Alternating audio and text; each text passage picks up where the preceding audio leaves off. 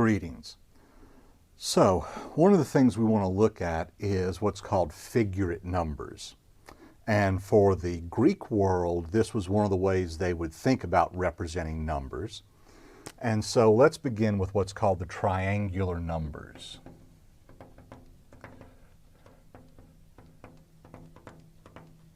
Now, the triangular numbers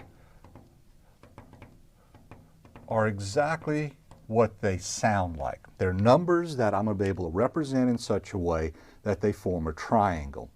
So let's begin. And the best way I've ever seen of representing these is right here. So I'm going to begin with 1. This is the first triangular number. Remember, the Greeks do not have a concept of 0. And then if you want to represent the second triangular number, you repeat the previous triangular number, and then you add the piece that makes it different from its predecessor. So there is the second triangular number.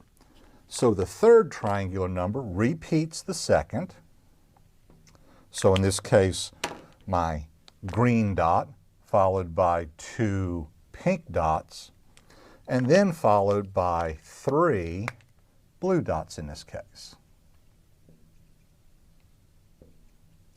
And you can see they're making triangles, and I will outline them for you. And this is why we think of them as triangular numbers. And of course, the very first triangular number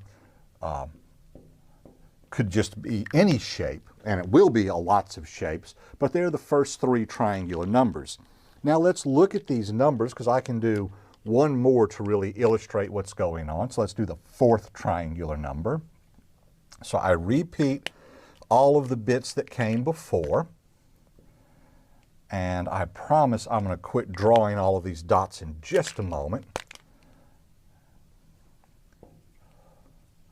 So there's my third triangular number, and what do I do in order to make it the fourth triangular number? I add another series of dots. These are now in red. So let's look at this for a moment and see what this is communicating to us. So the first triangular number is just 1. But the second triangular number is the first triangular number with this extra row. Well, look at what this is. This is the second triangular number, but it's illustrated by 1 plus 2, this next row in pink.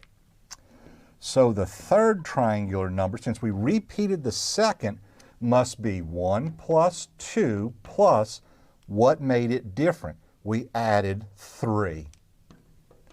So the fourth triangular number must be a repeat of the third triangular number, 1 plus 2 plus 3. Now what made it different? The red dots. And how many of them did we add? We added 4. So is there a relationship between which triangular number I'm trying to express and the sum I'm trying to represent? And the answer is yes. T for triangular number, sub n telling me which triangular number you want, is equal to the sum for I equal 1 to n of the i's. So if you're looking for the third triangular number, you would be looking for T3. That would be the sum from I equal 1 to 3 of I.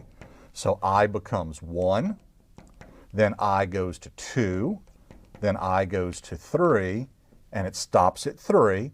So the third triangular number is 1 plus 2 plus 3, which is 6. So the triangular numbers have this nice form to them.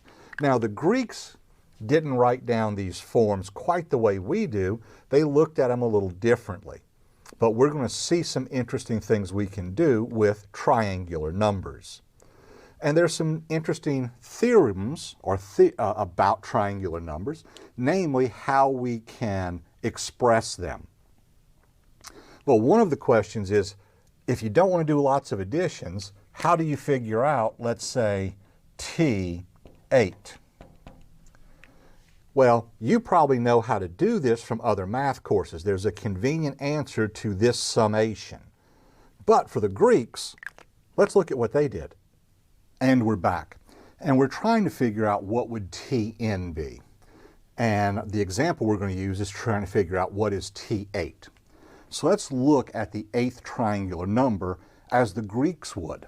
So I would have the 1, then 1 plus 2, then 1 plus 2 plus, now we add 3, add 4, add 5, then we need to add 6, we need to now add 7,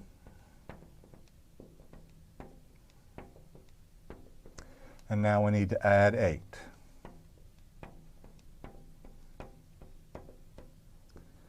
So there's my 8th triangular number. And the question is, how do I use this to help me figure out how to get a sum very quickly?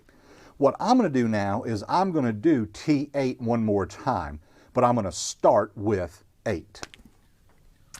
And I can start a couple different ways. I'll start right here, and I'm going to start and go 8, 7, 6, 5, 4, 3, 2, 1. So 8 is going to be 1, 2, 3, 4, 5, 6, 7, 8. So then I need 7, 1, 2, 3, 4, 5, 6, 7. 1, 2, 3, 4, 5, 6. 1, 2, 3, 4, 5. 1, 2, 3, 4. 1, 2, 3. 1, 2, and 1. Now notice what this gives me. And the Greeks figured this out, probably just by drawing a picture. We now have a rectangle. If only we could determine the size of this rectangle. Well, let's look at it. We know it's n across. 1, 2, 3, 4, 5, 6, 7, 8. N equals 8. It is 8 across. Going up and down, it's not 8, it's 9. So going up and down is n plus 1, which is 9. So in order to know how many dots are there, I am not going to spend my time adding up. I know the area of a rectangle is the product of the length and the width. So the number of dots must be equal to, and I'm going to work this problem two ways. I'm going to look at n times n plus 1, and that's the same as saying, in this example, 8 times 9. So that's the number of dots. But I don't want the number of dots. I wanted the triangular number, and I have it up here exactly twice. So I have too many. So how can I fix this? Well, I can divide these by 2. So Tn becomes n times n plus 1 divided by 2. For our example, T sub 8 is 8 times 9 divided by 2. 2 will divide 8 4 times. 4 times 9, 36. So the 8th triangular number is 36, and you can count the dots. Likewise, any triangular number is given by this formula, because I know they all can work out this way. And this is a very neat way of looking at the triangular numbers. There's a nice formula for them. And we can also look at some other ideas that go along with this. Let's come back and take a look at square numbers. And we're back. Let's look at square numbers. So the first square number is the first triangular number. Nothing special there. But now let's look at the next square number. And as the name implies, these numbers must form squares. So my second square number needs to have this L shape going around the first one. So that's actually the second square number. So let's keep the first one up here so we don't lose it. the second one, and then the third one, just like triangular numbers, must add on to itself. So let's watch.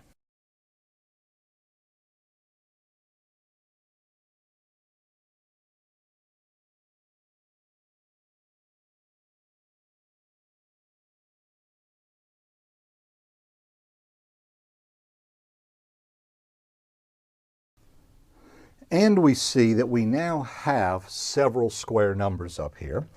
So I have the first square number, and it's simply the number 1. Then for the second square number, we see we have the first square number, which is 1, and we added this L shape, which is made up of 3 dots. So 1 plus 3. Then we see this shape, which is the previous shape, and it is the third square number. So I have the previous square number, 1 plus 3, but then I put another layer on the outside, which is comprised of 5 more dots. So then the fourth square number is the previous square number, 1 plus 3 plus 5, but then I add another layer to the outside, which is comprised of 7 more dots. So notice we're adding these numbers together. Now, if you don't remember this, we need to remember the definition of an odd integer. And an odd integer is an integer that is expressed in the form of 2 times k plus 1 for some value of k. Now then, if k is 0, I get 1. When k is 2, I get 2 times 2 plus 1 is 5.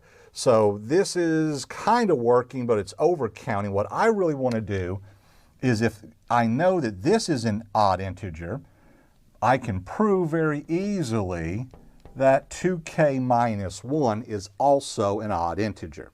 And in this form is a little more useful to me because let's watch. Now k being 0 makes no sense. Now I'm simply going to let k start at 1 and go up in value. And this is going to be more convenient for what I want to express. When k is 1, 2 times k is 2, take away 1, gives me 1. When k is 2, double 2, 4, take 1 away makes 3, and that was the number I had to add. So I'm writing this to express the amount I'm adding for each of these numbers. Notice when k is 4, 4 times 2 is 8, take away 1 is 7, and that's this last piece. So the square numbers can be thought of as a sum where I starts at 1 and goes to some value of n. And what are we adding together? We're adding all of the things that look like 2k minus 1. And that's what we're adding together to get these square numbers. And there's a formula for this, and by the way, don't be surprised, it simply adds up to be n squared. But this is an interesting idea. Stop for a moment and think about what it says about the nature of a perfect square. It must be the sum of some amount of odd integers. Every perfect square is the sum of a group of odd integers. That's what this is actually telling us. It's not just a mindless formula. This is what this formula is trying to explain and give us a story. And all of our figurate numbers can be expressed in this fashion. It begins to get a little more complicated in doing this when you start getting to the pentagonal and the hexagonal numbers, because you're actually having to try to how do you draw nicely a pentagonal or a hexagon, and I'm not going to go into that today, but this is your introduction to the figurate numbers, and hopefully this will make that portion of your reading much more comprehensible. I hope this helps.